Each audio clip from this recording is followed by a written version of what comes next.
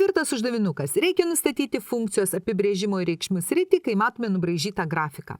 Štai apibrėžimo sritis mes žiūrime iš kairės į dešinę. Tai apibrėžimo sritis tai yra galimos x reikšmės. Pati kairiausia reikšmė, va čia yra, matome, kad čia yra -8 ir rutuliukas nuspalvintas skrituliukas, tai mes dėsim laužtinį skliaustą nuo -8, tada einam, mūsų funkcija kinta ir paskutinė reikšmė yra 8.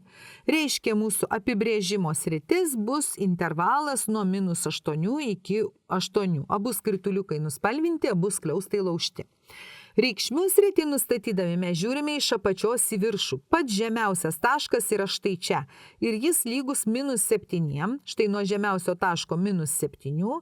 Ir einam iki aukščiausio taško štai šito 6. Ir užrašome intervalą nuo -7 iki 6. Taigi, primenu, nustatinėjant apibrėžimo sritį mes žiūrime, kokias reikšmės gali įgyti argumentas arba x. Taigi žiūrime iš kairės į dešinę.